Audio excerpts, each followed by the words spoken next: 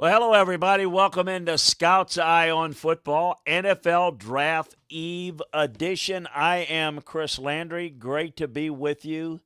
We are in the final stages here. It is the last of the preview shows before draft day. We're obviously on draft eve.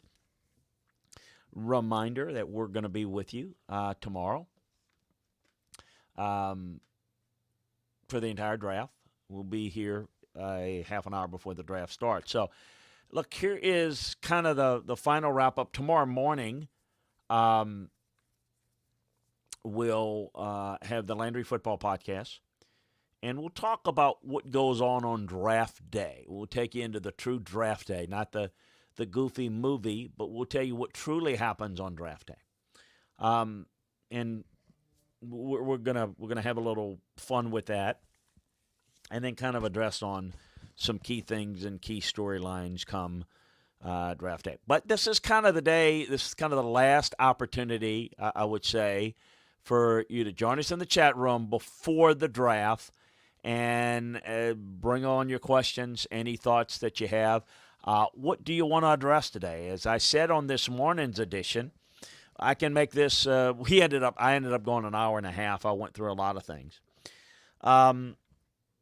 We can go as long or as short as you want on this. And I want to really do this for you and to answer any question that you may have that's going on pertaining to the draft.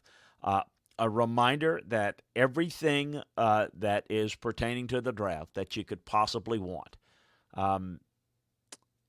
inside the film room, inside the draft room, analysis on the clock, a look at each and every team, what they've done with their roster this year, what they've done in free agency, their needs at this point, their salary cap situation, their draft capital, all the needs, and a projection in each round of where they could end up going. All those things are for you team by team. Scouting reports on all of those players are something we have for you as well. And whether it's the first pick in the draft, whether it's a free agent signing, you'll have all the information on them. We've got all the draft boards, the horizontal board, the positional boards. So we've got everything you want draft-wise. The notebook, notebooks every day. We'll have updates tomorrow. Follow me on Twitter at Landry Football for all the latest as well. The news of the day is, of course, the Teddy Bridgewater trade, as Denver is making a move. And, we've talked about it. I think that George Payton is basically running – well, he is running the draft. It is very clear, I think, that, he's not – I don't think he's comfortable with Drew Lock. I think he wants to let that play out, and rightly so. That's how you should play it out. But, he's not going to be beholden to the John Elway mistakes. He is going to make moves that obviously that are best for the team. And Teddy Bridgewater gives a little insurance in that he's a quarterback that can play this year. It's a Denver team that is pretty good. It's got a pretty good roster, I should say. They're not a very good team. And I think what they're looking at is, a little bit of insurance. Teddy Bridgewater is not any more the future in Denver than he was in Carolina, and Carolina's moved on.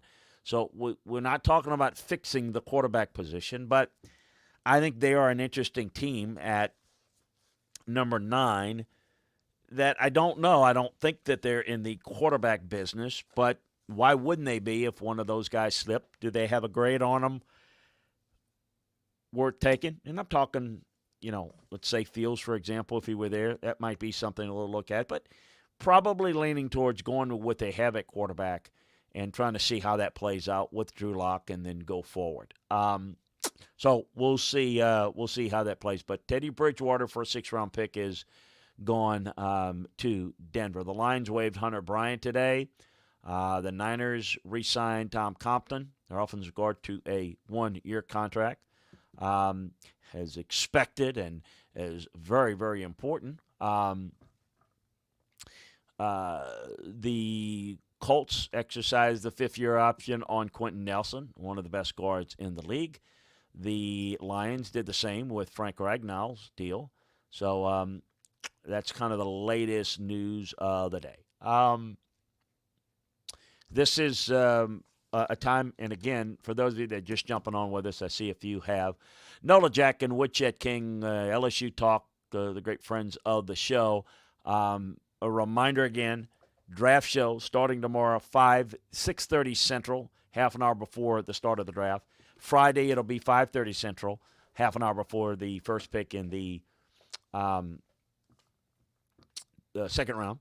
And then same thing on Saturday, 10:30 Central. So make sure, go to twitch.tv/Chris Landry Football, sign up, subscribe. It's free so that you can listen to the show live. We're not going to be running that back as a podcast. We'll be just doing it live. So a reminder that some of you have a couple of questions. Again, Nola Jack says, who is still in the quarterback business? Well, I mean, obviously Jacksonville, the Jets, and the Niners, I think that I think Denver at some point will be. I think the Eagles probably should be. I think the Vikings, the Patriots, I think Washington, Chicago definitely. I think Pittsburgh is in it. I think the Saints at some point are. There's no question, and I think a young one in Tampa those are all the teams that I think are in the quarterback business right now. But that does not mean that they're going to all take one. What do I hammer down on all the time is if you've got a quarterback that you like. There are guys that you like, and there are certain spots that you can get them, but there are plenty of guys that you like. So it's a draft. This is not recruiting.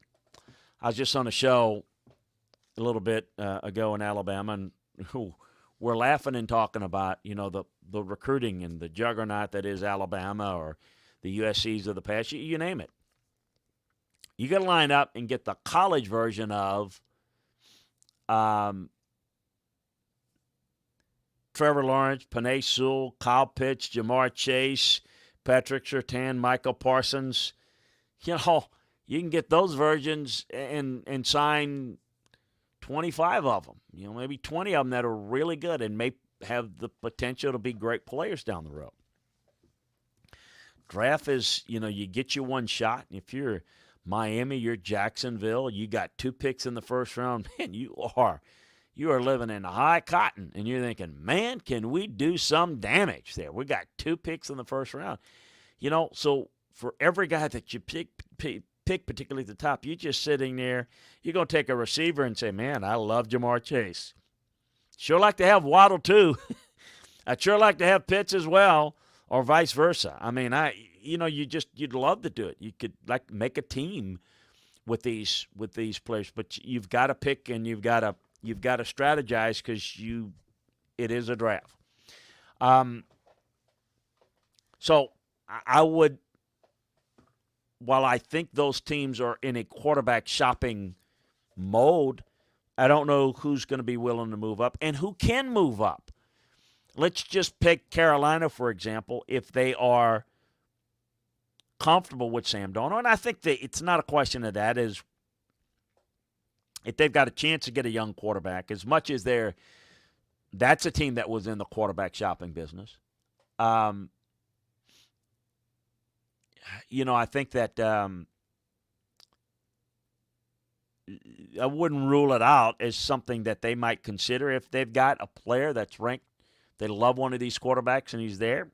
I wouldn't rule it out, but more than likely they're trading with someone that's moving up if that's the direction they go. But how far will they move down? As I said, I think before, What if Panay Sewell's there? What if Michael Parsons there? Well, how far are you moving down and taking yourself out of an elite player? It's not as easy as you think. And while it makes some sense, it only makes sense to go down to a certain spot. You can only trade down. Here's my rule of thumb. Here's what I always believed.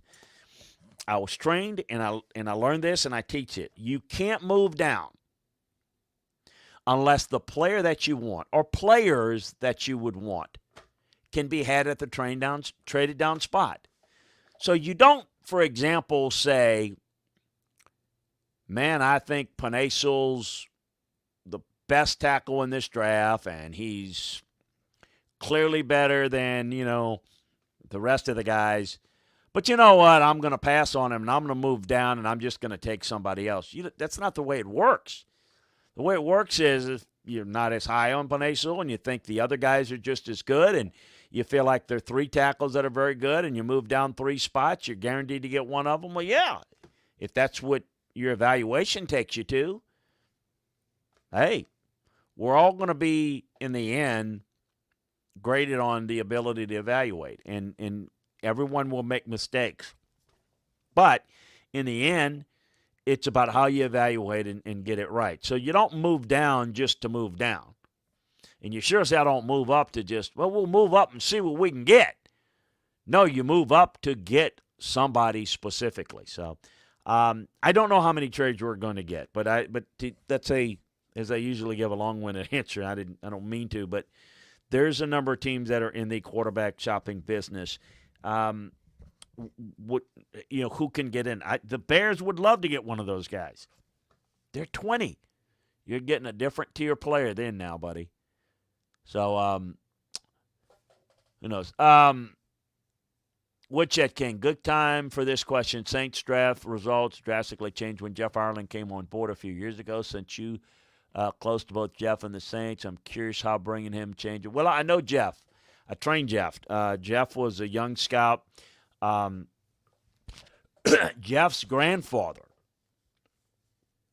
and I are good friends. Jeff, and he was, I have to say, much older than I am.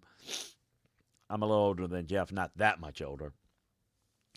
Jim Palmer, P-A-R-M-E-R, not the pitcher.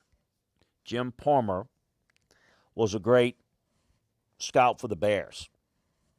He was a guy that he was, in the mid to late 70s, the Bill Tobin, Jim thinks, and even after Jim left, was a big part of the success that the Bears had. I mean, from the great 75 draft with, they had getting Walter Payton and a lot of good players that they built, the core of that 85 team, the early 80s team. But anyway, Jim was really good. He was the guy that he liked the fridge. Anyway, Jim was a good friend. Jim's daughter is Jeff Ireland's mom. Jeff Ireland was a kicker at Baylor, and I can remember Jim asking me to help him get his grandson on somewhere, and we got him on at Baylor. Jeff was a kicker, and he wanted to get into scouting, and help. I recommend him for a job I can remember to this day as a scout with the Chiefs. I don't know where he was. He was kind of a young buck, and anyway, got him on Kansas City, and he moved around. And his big break was when he went to Dallas, and he worked for Parcells. And Bill kind of helped him a lot. So Jeff's done a good job. And by the way, that's where Jeff and Sean kind of got to know one another. Was they worked together in Dallas when Sean was on Parcells' staff. Jeff does a good job of kind of setting the table. But let me just say this, too. The Saints had some good success prior to that. They got a lot of good players, including some undrafted free agents that were good players, and they built really good teams. There was a stretch where it kind of slipped a little bit. I think they've done a pretty good job, but the key is consistency. I mean, we'll see. I think that they've hit on some, they've missed on some. Um, they've probably reached for players a little bit in recent years because they've been trying to. We're going to get one key guy here or there that's going to hopefully put us over the top kind of mode. But they've done a good job. I agree. I think that Jeff's done a good job. Sean makes the decisions. Mickey is the administrator, the organizer.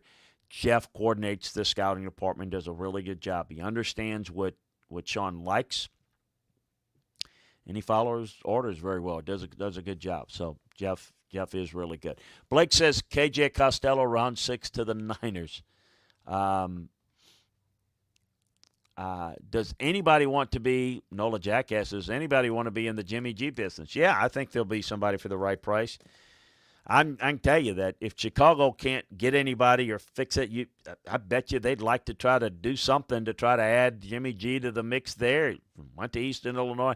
See, the answer for the Bears? No. Right now, their question's different. I mean, they put money into signing Andy Dalton, who is a really good quality backup quarterback. And they've got Nick Foles, who's another good quality backup quarterback. Look, they are the answer to why I can't believe, fill in the blank, is going to do this and going to take a quarterback. If you don't have one, you're compelled, you're consumed, you're maniacally entrenched to find a darn quarterback. The Bears missed on Mitchell Trubisky. They don't have a quarterback. They are desperate for a quarterback. We'll continue to look for a quarterback. If they don't find a quarterback, they're going to get fired. So, it didn't work with Mitchell Trubisky, but the good thing and the reason why people continue to go up and take a chance at a quarterback is you're not paying a $50 million guarantee like to Sam Bradford. Go try again. Get up there again. The guys in Chicago are going to get fired if they don't get better quarterback play out of somebody. We know Andy Dalton's limited physically. Jimmy G is a little bit, can that deal be worked? A lot of money. Don't know that they can fit it. Don't know they'll be in it. But I think there'll be some teams. Look, the teams that'll be interested are the teams that can't fix their quarterback situation now. Would they want to add Jimmy G to the mix? Yeah, there'll be some. Not a lot, not a big line, but you'll see it. Some do trade down and lose their guy. Well, you shouldn't. No, you not. I can't say it's never happened. No, you don't, because you don't ever trade down, Blake, to and think you're going to get your guy. It's you trade down 8 spots, you've got 8 guys you're comfortable with. So no, has somebody ever done it? Yeah, I'm sure they've done it. I mean, look, it's for me when I moved down, and I've done it several times. I had a preference of who I liked, and I'd say, damn it, there goes 2 of them, but I was comfortable with the other options. No, you don't. No one trades down and say, I'm trading down. I'm going to go down like when people say, oh, you could get that guy, Lord. No, you can't. You don't know anything about whether you can get that guy going down. You can't move down. I'm just going to throw it out. You can't move down 10 spots and think you're going to get one guy that, okay, I can take this guy at 10. No, I'm going to move down to 16. I'm going to move down 6 spots, and I'm going to get that guy.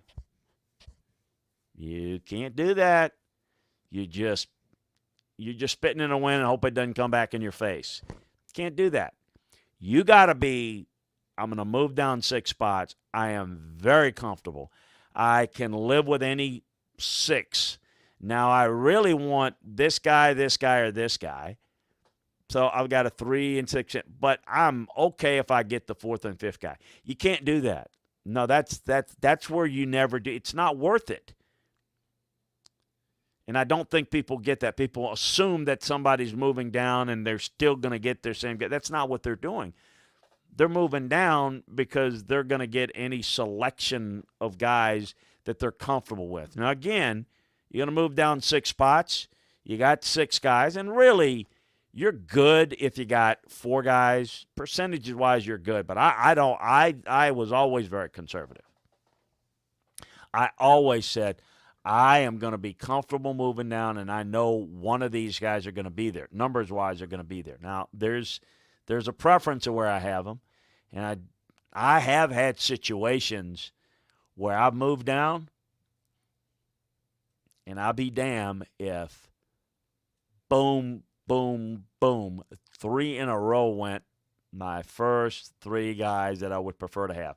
I was still good because I had 2 other guys that I liked and was comfortable with, but I would have preferred the others. I just had them stacked that way. But the whole point of moving down was there wasn't that real difference, and I didn't have a strong conviction, because if I did, I wouldn't have moved down.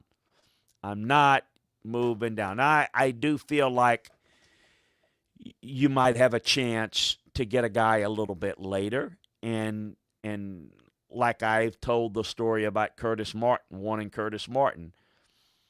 And I just said I'm not taking him here because of the medical concerns.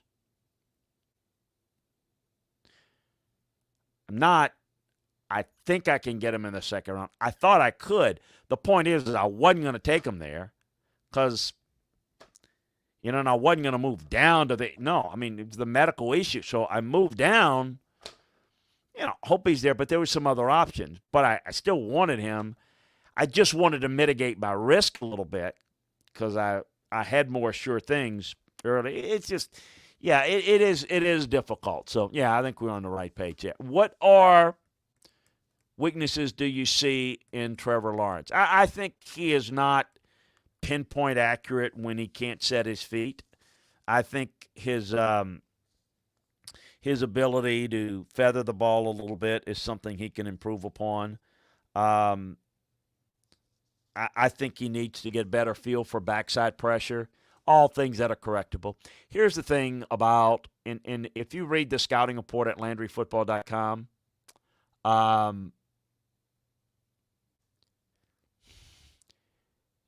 you're going to see strengths and weaknesses. I don't think people understand when we put a scouting report together, weaknesses are not a criticism. Scouting reports are about describing what a player is, what he isn't, and what he needs to work on, and how you need to work with him on it. There's some things that are more easily correctable than others.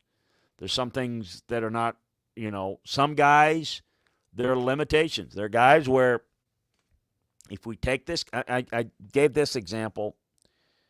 Did I mention it this morning? I'm forgetting. Things getting blurry, but it came to mind. So you take a player and you try to change him and ask him to do something he's not really good at. You take a great athlete who's a rusher and you ask him to run a lot of different things. It's not going to work. When I was involved in drafting Javon Curse, the big thing was, we have to understand, I told Greg Williams this, Greg, we're not taking him unless this is what we're going to do with him. Okay, he's going to rush the passer, and we can build upon that. But we're not going to, he's got to learn this, he's got to learn that before we can put him on the field. No, rush the damn passer, hit the quarterback, have an effect on the game, and then we build from that. Otherwise, you can't overcomplicate the game for certain players. Some guys can adjust quicker. Some guys take longer. Some positions you have no choice. The quarterback position, you can bring it along in stages, but they got to know a whole lot more than anybody else. Offensive linemen need to learn a lot. They've got to work in unison. So, take a younger guy and understand, he's going to be the right guard. He's between a veteran center and right tackle. We can manage that. You have to have a bigger overall picture plan. It's a guy that, a couple guys that there's several guys that I drafted. Like, this guy's a really good player. and he can learn, but you got to give him extra reps. So, we're not going to be patient. We're not going to give him time. The hell with it. We're going somewhere else. Or this guy is a hard-headed son of a gun, and he's going to be tough to coach. You better eat your Wheaties, because it's going to be a challenge to coach this son of a gun. Are you okay with it? He will work, but he challenges everything. He's hard-headed. He's got a better way to do it. You don't want to deal with that?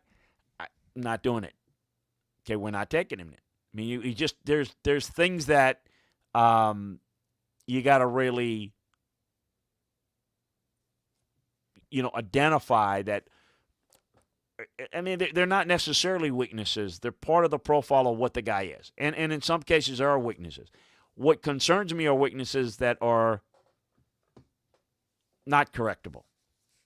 If you've got a certain height trait for a position and he's not, he's 2 inches shorter than that, he ain't getting taller. I can't stretch him. If he's got the right girth in his wrists, and you can measure the wrist. The wrist is a good indicator of, and the broadness of the shoulders is a good indicator of putting on good weight. You can get bigger. You can get stronger. You can improve your arm strength. You can do a lot of things physically. Believe it or not, you can get a little quicker and faster. But you're not going to go from a slow plodding guy, to a speedster. That doesn't happen. So the things that are not correctable, if you don't have that, you either have it or you don't. But there's some things that are correctable. If a guy's got bad technique, I'm not concerned about that.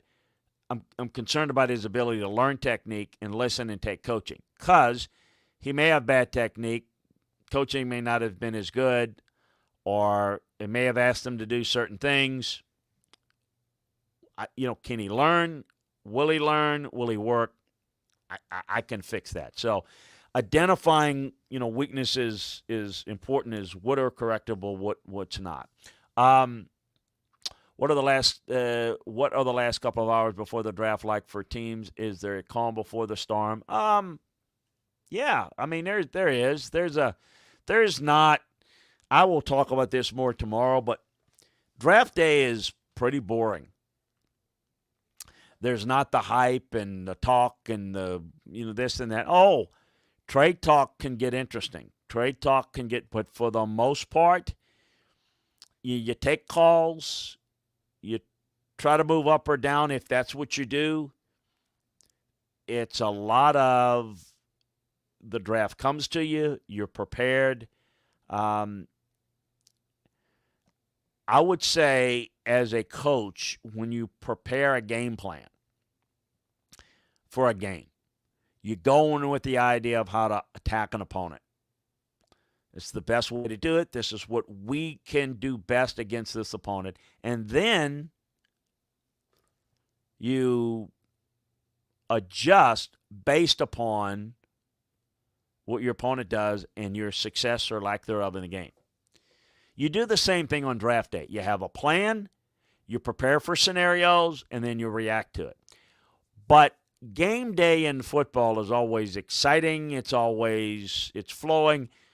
The draft is a lot of hurry up and wait. It is enormous amount of time between picks, but it's busy calling and checking and seeing who might want what or who's up there, and you're feeling a lot of calls. But there's a lot of checking in, checking out. But to your point, it's kind of slow when you've got the haze in the barn, so to speak. It's just, hey, get your rest, let's go. As I said, there's more activity after the draft is over to sign these undrafted free agents. But as you get closer to the pick, it's interesting how it starts to heat up. 2 or 3 to 4 picks before the phone starts to ring, and it's just you start to hit kind of like that big moment, right? You start the game, you get a couple of hits, it's moving. All of a sudden, it's the fourth quarter. It's a 10-point game. You got a key drive to stop them on third down, pick up the third down, and it's still more time, but it's getting a little exciting. It's a big moment. You know the feeling. If you're a fan, you watch it. All of a sudden, it's starting to heat up. That's kind of what it's like several picks prior to the draft. Anyway, hope that gives you a picture. We'll get into that a little bit more tomorrow. Blake says Mississippi State players mock draft defensive end Spencer round 5, Kylan Hill round 5, KJ Costello round 6. Not KJ's safety Murphy round 6. I don't know where he's making it. So anyway, Mississippi State has some players. They're not going to be high picks. We've got the breakdowns on them. I do think KJ will be a priority free agent, late round guy. I do think we'll get into some of the players too. I do think Kylan Hill is not as good, but has some running styles that's a little bit reminiscent of Mark Ingram. Not as good as Mark Ingram, but Kylan's is a good player, and so there's some decent players there, and I'm curious to see how they'll do at some point down. Let's see what teams. I'm getting a little message here that's blocking out the question. Let's see if I can't get that off here. What teams ran the worst drafts you've ever seen? Talked about one of them this morning. The Cardinals under George Boone really struggled in the early 80s, 70s. I mean, they had the Kelly Stauffer trade. Saints had their moments, particularly when Bum was there. There've been some bad ones. I think and to me, bad drafts are when you don't have a good feel for the overall flow of the draft, the value of players in the draft. That to me is, I don't know, is upsetting. It doesn't happen much anymore. I mean, today there's a little bit more overkill. There's a lot of speculation, but there was a time back in the day where they didn't spend as much on scouting, and there's some people that cut corners. One year the Saints under Bum Phillips decided to not send their scouts on the road. They just got the tape and did it in the office and made phone calls. And of course, that's kind of how we had to do it in a COVID year this past year. But anyway, I don't know. There's some. You look historically, there's some teams that have had bad stretches that just weren't very good. But to me, it's it's about who runs it, and I'm a big believer in football is a business, but it's a business of football. I firmly believe in a lot of the analytics folks. I think they have a place. The salary cap business-minded folks have a place, but they need to work and answer to football people, because in the end, it is about evaluating football players correctly. That's what the draft is. Evaluate them correctly, setting the board correctly, and get as many of those players as you can, somehow, some way. And I think the draft is more important than ever, because back in the old days, when you had 12 rounds of a draft and you kept all of your players and there was no free agency, you kept them unless you wanted to send them down the road. Today, you have less draft picks. You've got undrafted free agent signings. But that's the only way you really build your roster, because you protect the players that you want to keep. The guys that cost too much, you let go. So the pool of free agents, unless you can get it at a good bargain, they're one-year rentals or you overpay. And so the only real true value are the young guys that are really, really good and you got them on a rookie contract. Well, if you don't draft very, very well, you're missing like the greatest opportunity in the world. So this is where again, if you draft for a need and here's the thing. If you want to draft for need, by all means, do it. Just don't manipulate your draft board and think players are better than they are because you got a need. That's when you screw up a draft. Um, there's some people, even some GMs, that, oh no, draft for need. They bleep up their draft that way. I'm telling you, and I see it over and over again. So I think people evolve and learn over time, just like coaches. What's up? Fantasy Football 101. Minnesota ran a bad draft with Mike Tyson. Yeah, they did. Mike was problem. They had some issues, but it wasn't really. Mike was there. Mike kind of was part of screwing it up, but he didn't run the draft. They've been very, very spotty. Hadn't been as good. Is the difficulty with medicals this year more likely to cause a player to fall because of uncertainty, or the medical issue he missed? A guy gets picked higher than he would have in a normal year. Well, if it's uncertainty, you're not going to take the guy as high. You're going to be more concerned about taking a guy with Jay King if you're uncertain about the medicals. Now, so if you're uncertain, why would you not take him? Well, because if you've got an equal grade, a similar grade to someone that you don't have the uncertainty about, well, what would you do? You got an uncertainty and you got a certainty. Better affect what you're going to do. You're not doing your job real well. And yet, the uncertain guy may get good luck and be healthy, and the certain guy may be as healthy as can be and tear up his knee in the first day of practice. We all know we can't control what's going to happen. We can only study what has happened and try to anticipate what might happen and what type of effect. So, yeah, it's going to have an effect. Now, if you don't know about it, here's the thing, maybe you're asking too, is if you don't have if there's something medically wrong with the player that you don't know of, might you take him higher not knowing? I gave you the example before. 27 out of 28 teams failed Anthony Munoz on his physical. The Bengals didn't, because they didn't get a physical on him. And look what they got. They got one of the all-time great Hall of Fame, one of the all-time. You talking about the greatest left tackles ever. He is in the conversation. Now, that's all I know. They didn't know as much. They weren't as prepared. You get lucky. Yeah, can that happen?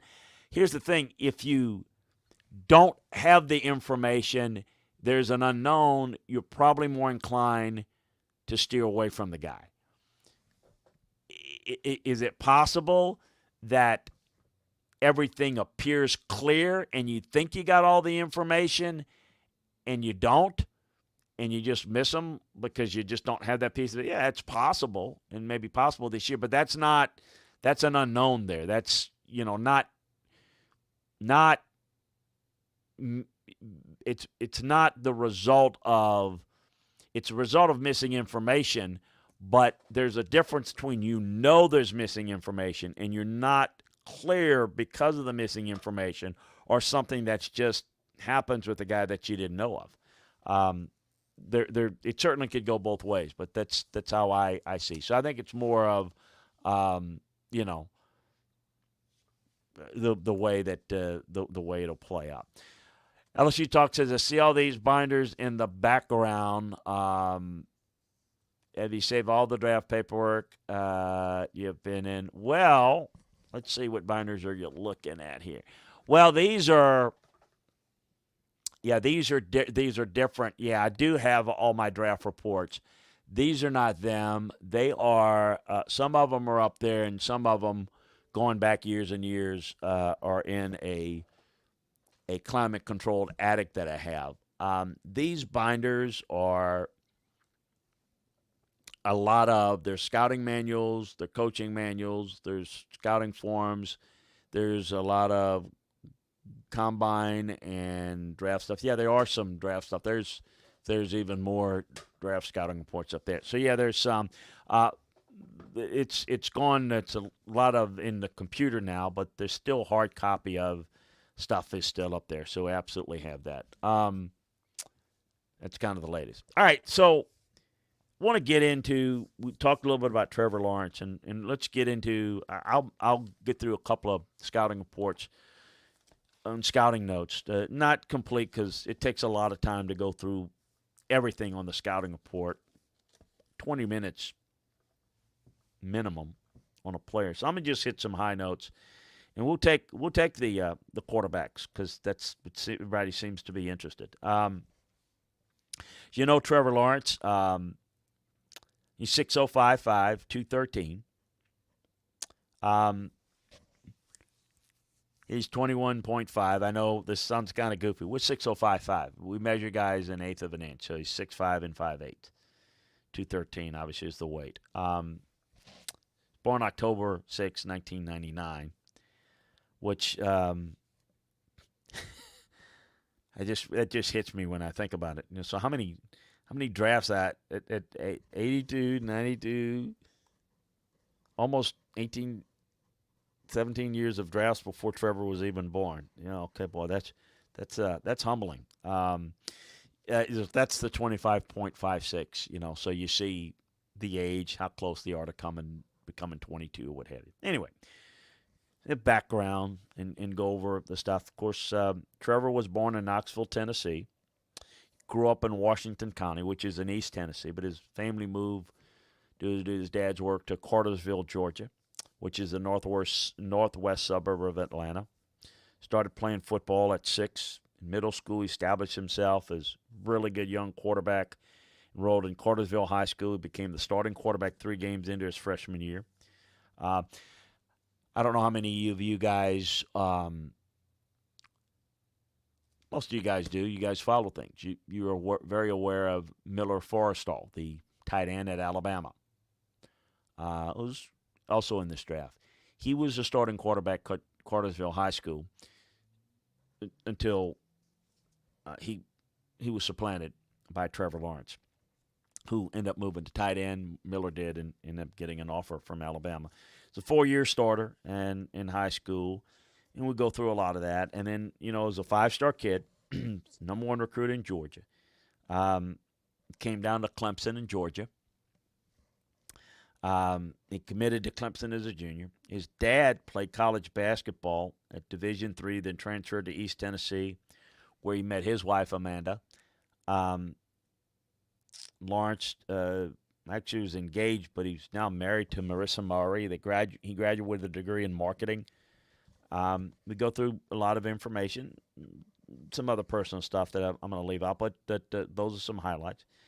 And you go and you have all the statistics on the film breakdown and the charts of how guys graded out and the different routes and accuracy percentage, which is more important than completion percentage. And you've got the standard statistics that you would normally see. How many games they played, what they played, whatnot. The pro day workout numbers. I'll go through some strengths. We'll go through a position by position, which I don't have time for. So you go down into the critical factors, grade all the different critical factor areas, and then you summarize it with a strength, weakness, and a summary. So I'll give you a couple of things. Don't even have enough time to go through all the different things, but I'll go through athletic passer, fluid mechanics, can easily uncall, change arm angles without sacrificing any velocity. The strong arm that can make every throw in the playbook, the deep out, the bang 8, natural accuracy, timing, touch when throwing between levels of the defense. He anticipates well, processes his reads quickly, calls out protections very well pre-snap, does a good job of reading coverage post-snap. Tall, moldable frame, built for the NFL game with toughness to match, agile feet to slide, moving in the pocket and on the move, improved pocket presence, dangerous scrambler. Offers the athleticism to handle option plays or design runs. Shows speed and cutting ability to elude in pursuit relative to his body style. Has the body strength to break tackles. Voted team captain as a junior. Beloved by his teammates and coaches. Genuinely high, intangible, strong morals, unassuming attitude. Really good at self-correcting and self-evaluating. Understands what he needs to improve. Missed only 2 games. He tested positive for COVID this past year. 2 games in his 3 seasons in college. Going through some of the stuff there. weaknesses, areas that are areas of improvement that are needed. Um, so I'm checking the time, make sure I think we're good on time. His accuracy suffers when attempting to throw without a firm base. Rushes plays a little bit mentally. Throws a catchable ball, but his ball placement can be improved. He'll telegraph throws with his eyes. He'll lead defenders to the passing lanes at times. Needs a better feel for backside pressure and improved awareness. Um, the completion percentage stat versus the first read, when you look at completion percentage, it's very misleading. So if you got and there's nothing wrong with a quick hit one read offense, but when you're going to ask them to do other things, you got to be aware of that. Now, his completion percentage was aided a great deal by a lot of one read throws and completions. It was also benefited by a lot of winning 50-50 balls. So a lot of the downfield throws were okay throws that were won, and it shows up as completion. Some medical issues had the injured his left labrum, non-throwing shoulder in February of 2021. Like he's a 3-year starter at Clemson, full command of the offense under the shotgun spread scheme while setting protections, running the show. After becoming the starter as a freshman, he was 34-2 in his 36 starts, including 3 state playoff appearances, winning the 28 national title on that team. Finished his career number 3 in passing yards behind Deshaun Watson, tied for Watson in passing touchdowns. From his feet to his eyes to his delivery, he's quick in everything he does, too fast at times. Sometimes he doesn't take his time. Plays with composed urgency and the body type that should hold up to the violence of an NFL season. The quick game offense helped to simplify things for him, and the consistency needs to be developed. But he's an accurate passer with creativity, decision-making to execute at a high level. Overall, he's a generational talent with the physical size, athleticism, arm talent, mental processing speed, and intangibles traits to become one of the best quarterbacks in the league.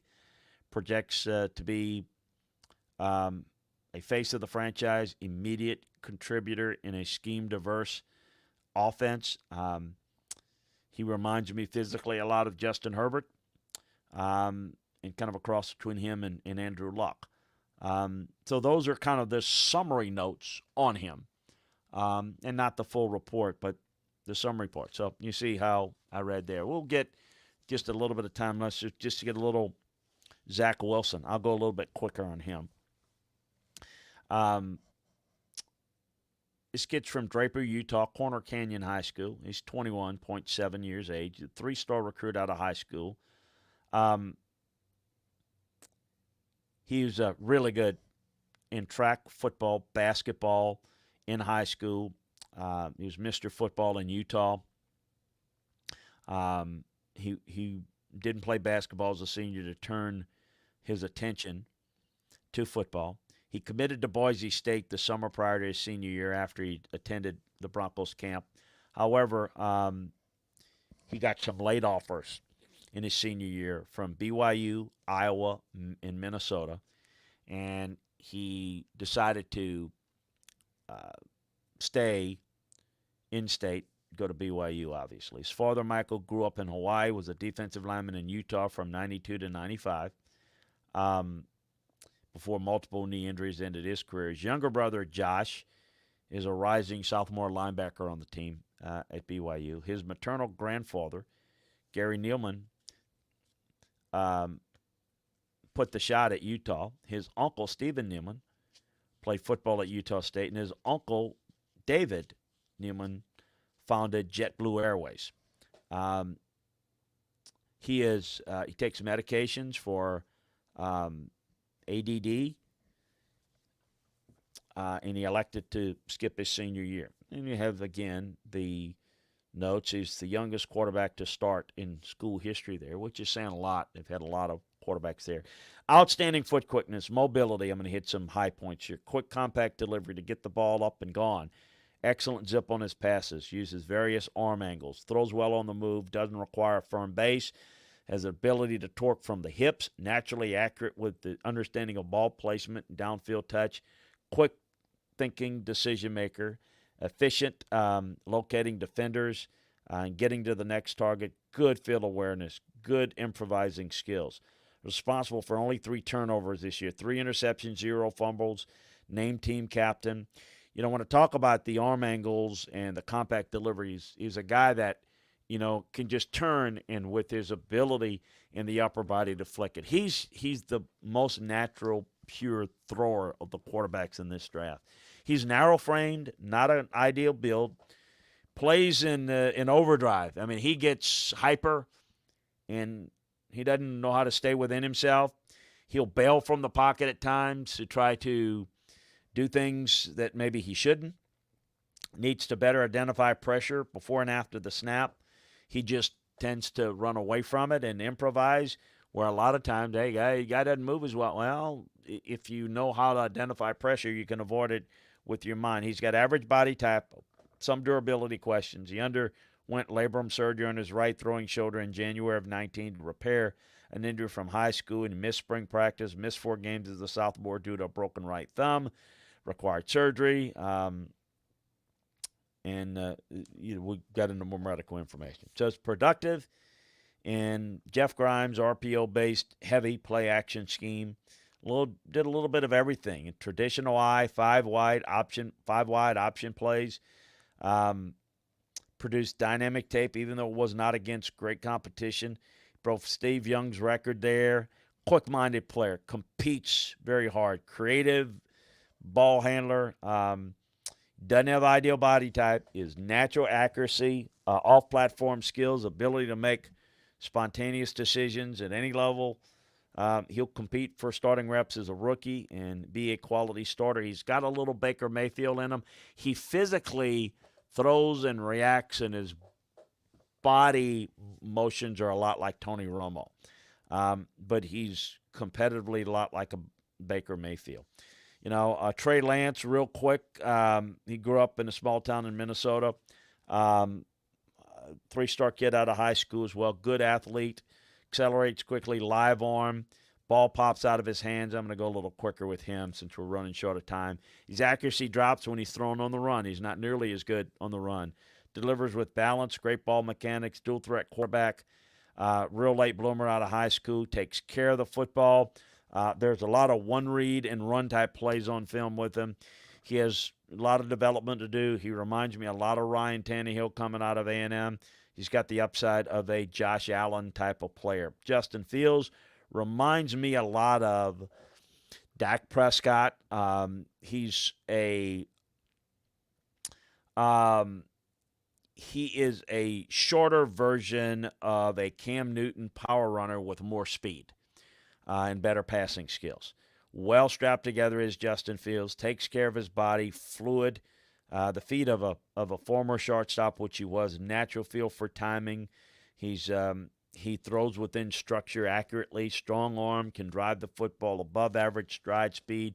Better athlete and better run than people know because they didn't use him in that regard for obvious reasons. He's got unbelievable toughness, tough mindset, leader.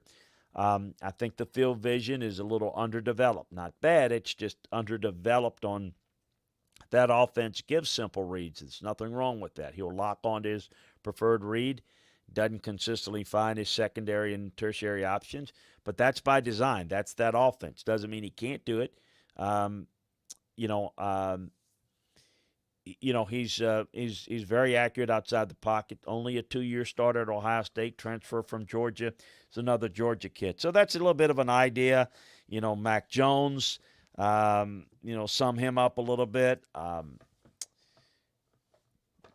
Processes the action very quickly and efficiently, keeps his eyes where they need to be. Very smart, very advanced decision maker. Anticipates well, throws receivers open. Understands the importance of placement. Excellent deep ball thrower. Places very well over the defender. Feels pressure and trusts his feet to slide around all the noise and trash. Intensely competitive. Heightened awareness and understanding of the game. Adequate arm strength, not a power thrower, doesn't have a lot of explosive elements to his game. Average size mobility, doesn't consistently make plays out of the pocket, not a rush threat, wasn't routinely moved from his spot, playing behind the best offensive line in college football. He's a platform thrower and very, very good at it. Doesn't have the elite physical skills, but good enough in that area to be successful at the NFL level, and is very advanced in terms of competitiveness, mistake avoidance, and decision making, understanding of the game. He's a lot like Matt Ryan coming out, mentally a lot like Andy Dalton. He's got a lot of the Joe Burrow in him. Joe's a little bit more physically gifted, not a lot. A lot of Kirk Cousins in him. He's that type of guy. So very simple. Those are just some really briefs. I thought I'd get into some kind of what a little bit of a summary part of a scouting report is like. I think it would be very, very boring to go through an entire report. Maybe one day I will do it. That'll take about 20 minutes to give you an example on that. So anyway, appreciate you joining us. A couple of things here. Good luck tomorrow night. Thanks again for doing it. Can't wait to see if there's any shocking developments tomorrow night. Yeah, it'll be a lot of fun. Nola Jack, thanks in advance for doing the live show tomorrow. Lots of work for you. Yeah, it is. It'll be fun. Hopefully I can survive it, but I'll survive it if I have you guys with me. I'm doing it for you guys. So, heck, if there's nobody joining us, I can monitor how many people are on there. Nobody's joining, hey, I'll just take a nap. I'll just go away. But, no, seriously, we're doing it for you guys. It's going to be a lot of fun. A reminder, check us out tomorrow where you're watching this show now. If you're listening to this podcast, make sure you sign up for twitch.tv/Chris Landry Football so you can watch the show live. It's free. You get the notification when we're coming on live, which is going to be 6:30 Central Time tomorrow night, 7:30 Eastern. You figure out the other time zone if you're listening in other areas. We'll give you a little bit of a heads up into the first half hour before the start of the first pick. And, of course, we'll take you through the whole process, tell you what's going on, some of the news and rumors and what have you going on of things leading behind the draft. Hey, I don't know how it's going to work out. I think it's going to be fun. We'll take you behind the scenes a little bit. Got a lot of my work is done, but the communication with teams will be there. I'll still do that. I'm not going to be able to take you through every part of it, but hopefully it'll be enough that you'll be interested and enjoy it. We'll take you through it. We'll give you a different look at the draft than you've probably seen before. So it'll be a lot of fun. We'll go through the players. We'll go through the picks. We'll take you through it for 3 days. So, hey, I am getting the hell out of here. Check out LandryFootball.com. Check out all the latest, all the scouting reports, all the draft boards. Get ready for it. Be prepared. Get excited about the draft. Tomorrow morning at 9 a.m. Central, I'll do the Landry Football Podcast. And then I won't be taking the day off. I won't be doing any more TV/radio until tomorrow at 6:30 Central Time as we get ready for the first pick of the draft. This ends the preview section of the draft, and we've done this for 2 weeks now, so I can't thank enough to support all of you guys. There are too many to mention there. Nola Jack and Witchet King and Fantasy Football, LSU Talk, and Blake Robinson, all you guys, thank you so much for competing, for contributing rather to the show and being a part of what we're doing here. So we will talk to you tomorrow morning, and more importantly, talk to you tomorrow night. It ought to be a lot of fun. Have a great night, everybody. Get some rest, and pray that I can get some. Take care. Bye-bye.